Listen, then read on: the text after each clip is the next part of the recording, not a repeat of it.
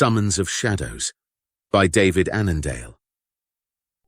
On the day that would have marked 30 years of their union, and did mark 20 years since the tithe-giving, when his family had departed to bear arms for the emperor, Jacob Maltinus saw the shadow of his wife. He was in a transcription chamber of the Administratum Palace complex, seated on a pew with a dozen other scribes around a long iron table stacked high with piles of manuscripts. Servo skulls hovered over the scribes as they dictated summaries of reports, correspondence, regulation, amendments, and every other form of bureaucratic minutiae generated by a dying forge world in an imperium under siege. The servo skulls preserved the information, and then the parchments were either destroyed or archived, depending on their importance. The documents Maltinus was working on were decades old. Many of them detailed forgotten transactions between deceased individuals. But no record could be ignored. All must be catalogued. A precious Luma globe stood in the center of the table on an iron stalk, casting little more than a dim, brown glow. Tallow candles mounted on tall candelabra illuminated the rest of the room with a flickering light, barely enough to read by, and their cloud of dark, acrid smoke hung below the ceiling. Maltinus finished with a report 50 years out of date about the decline of vermin populations since underhivers had begun eating them. He barely paid any attention to what he was dictating. He was thinking of Velia, the melancholy ache of her absence undiminished by time. Jacob. The whisper came from right beside his ear. Startled, he looked up and saw her shadow. Velia wasn't there. He knew that. She hadn't been on Fumus for 20 years, not since she and their twins, Balan and Ulyss, had departed. The boys had been only 10. They should have been too young to fight, but the dwindling population of Fumus meant that the tithe had swept up children too, so long as they were healthy. They had left, and Maltinus had mourned this parting every day of every year. He was proud of them, as he was of Velia. He could not fight for the Imperium. His heart was fragile. His lungs were weak. Arthritis curled and swelled the joints of his fingers. His duty was to serve in the bowels of the Administratum and to be patient in his sacrifice. But the shadow, the woman's silhouette, was eerily motionless in the wavering candlelight. It was too angular. There was nothing about it that should have made him think that Velia was here. Yet he was sure the shadow was hers. It was her voice that had whispered in his ear, though the sound had been cold as wind over snow. Maltinus twisted in his seat, turning so violently he knocked a handful of parchment off the table. Other scribes glanced up in disapproval. There was no one behind him. When he looked back, the shadow was gone. "What troubles you, Jacob?" Arthur Tisane asked. "Nothing," Maltinus said. "An archival reference I forgot to check." He stood and walked slowly away from the table, heading in the direction the shadow seemed to have come from. It wasn't her. She can't have been here. He moved between the towering storage archives. They were monoliths, over 15 feet high, with rail-mounted ladders giving access to their drawers. Servitors climbed over them, retrieving and replacing documents. The grind of moving ladders and the slam of drawers were swallowed by the space of the chamber. The sounds reduced to the distant fall of pebbles into a dark, fathomless pool. A short distance in, Maltinus crossed paths with Avela Revican. She nodded in greeting. "Marking your day with thanks and contemplation, Maltinus?" she asked. Her tithe-giving had come at the same time. She too had seen her family go. Her friendship with Maltinus had been forged through shared pride and loss. "I am," Maltinus said, distracted, looking past her. "I trust you are too." "My thoughts are with Velia and your sons. The Emperor protects, brother." "The Emperor protects," he answered, smiled weakly, and moved on. The Emperor protects. Maltinus kept his spirit alive on the hope embedded in that promise. The Emperor would protect his family. Maltinus would see them again. He had not heard from them once since their departure from Fumus, but he had to believe in this dream. It gave his existence meaning. Without it, he might as well be a servitor. Maltinus stopped at an intersection of paths through the archives. "What do you think you're doing? You were imagining things," he thought. He turned around to head back. As he did so, he saw in the corner of his right eye one of the twins standing at the far end of an aisle. Maltinus whirled. There was no one there. But there had been. He was sure he had seen. Seen whom? Which twin? To his horror, he did not know. He realized with piercing shame that Balin and Ulis had blurred in his memory into a single being. If he saw them today, he would not be able to tell them apart. If you saw two men of 30, but that was a child. A child. He had seen the twin as he had been 20 years ago. Thought he had seen. He was mistaken, clearly. He should go back. He had been gone too long from his post. Even so, after a furtive glance around, he walked down the aisle to where he had seen the child. One of the drawers near the bottom of the archive unit was open. He looked inside.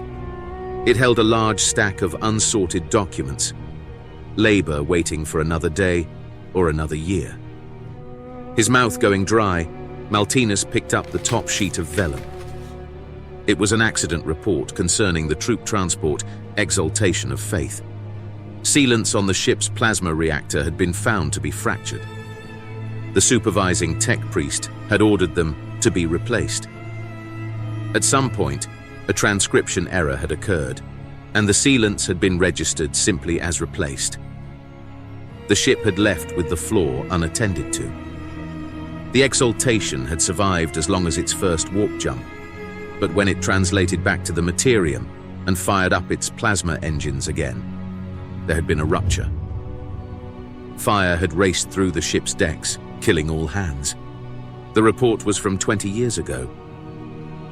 Maltinus stared at the page and the long columns of casualties. Then he gaped. His throat closed in grief, and the scream that shook his body emerged as a strangled hiss. There, listed among the dead, were the names of his wife and sons. Velia Maltinus, Balin Maltinus, Ulis Maltinus. They had died 20 years ago, and their deaths had meant nothing.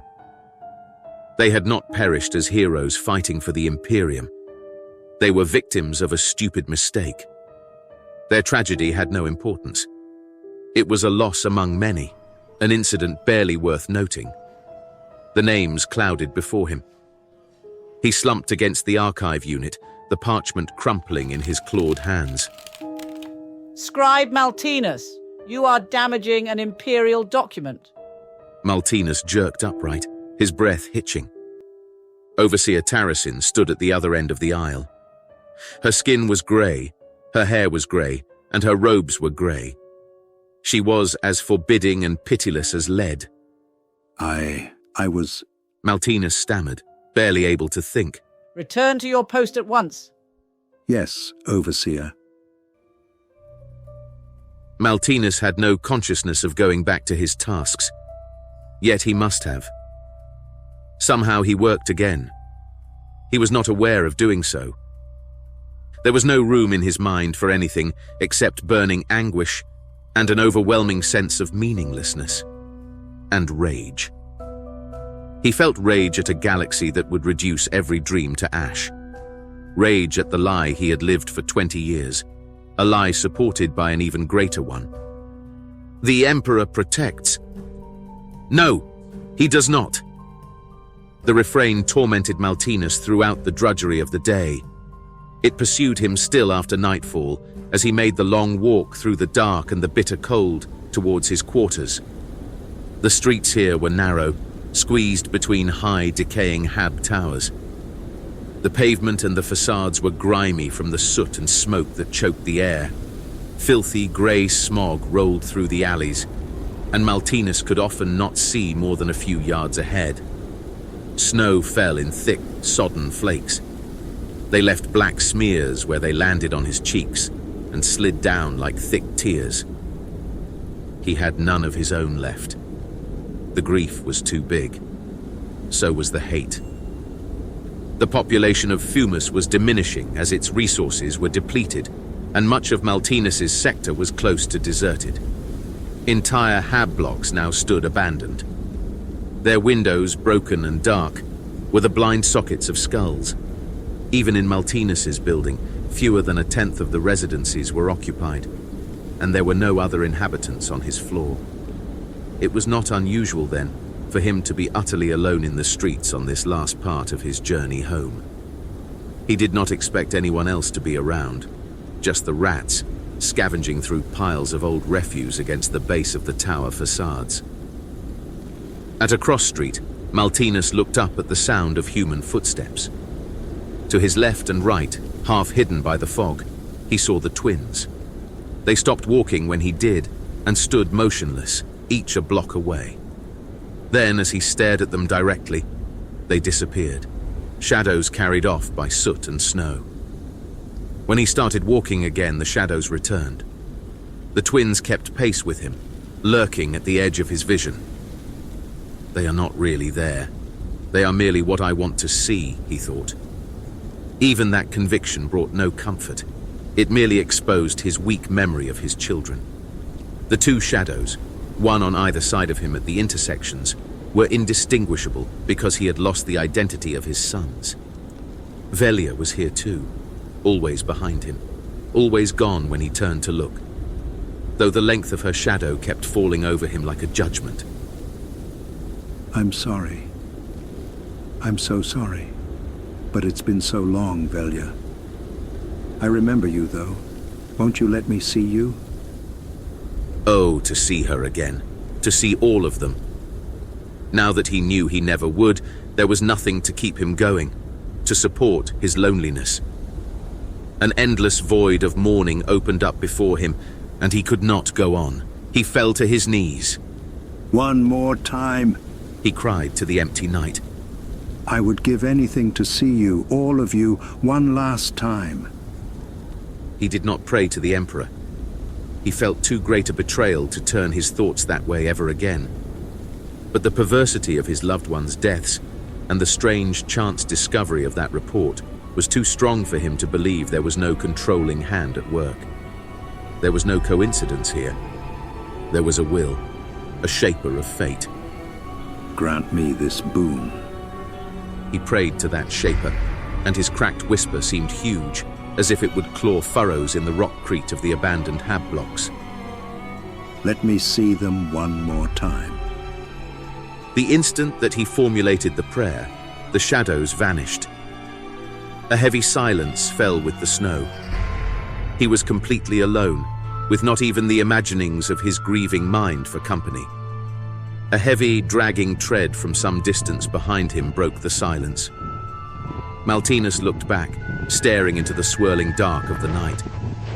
The noise drew closer. It was something large, clumsy. Sometimes it sounded as if it were limping on 2 feet, and sometimes there was a clumsy, rapid patter between the steps. There was a scream of pain and anger from a voice that was like a woman's, or might once have been a woman's, but was no longer. Maltinus ran. He must not see what was approaching through smoke and snow. He ran faster than he had since his youth. Before long, his heart was hammering a painful, irregular beat, and his lungs were rasping wetly with the effort to draw breath. He would have collapsed, but the heavy steps and the scream were drawing closer, and terror kept him running. He reached the rusted, flaking entry to his hab block and staggered up the 6 flights of stairs. Long before he reached his floor, he heard the thing behind him begin to climb. A thump, a slipping patter, and then another thump of steps echoed up the stairway. The scream came again, but it was changing. More than a wail now. A choking, gargling growl. There was a throat trying to form words. Maltinus covered his ears as he stumbled down the dark hall to his apartment. The lumen strips of the corridor barely functioned. They flickered a pulsing grey, struggling and failing to push back the night. Maltinus knew the hall well, though, and he tripped only once. Sobbing, he fumbled with his keys, unlocked the plasteel door, and slammed it shut behind him, locking it again. Gasping for breath, he backed away from the door. The shambling thing was drawing closer. How pathetic he had been to act as if he could find refuge in his home. A hand scraped at the other side of the door, and he froze, a prey at bay. The door flew open, knocked off its hinges. The horror entered. It was his wish granted. It was his one last look at Velia and Balin and Ulyss. His wife and his sons had come back to him, fused into a single being. Velia staggered forward, her steps heavy with the weight of her sons melded with her torso. Their legs scrabbled for purchase on the floor, sometimes finding it, sometimes not. 3 pairs of arms stretched out, hands clawing to reach Maltinus. The heads of the boys melted into Velia's lower jaw, and their mouths had become one terrible, distorted maw. The flesh of the monster was burned black. Crisp pieces of it broke off at Maltinus's feet. The maw opened wide, and at last the scream became words. You did this! Maltinus's family screamed, 6 eyes fixed on him, hating him, and his wish that had brought them back in this agony. And then they were upon him, dragging him into the mass. His screams were muffled quickly in the nightmare of reunion.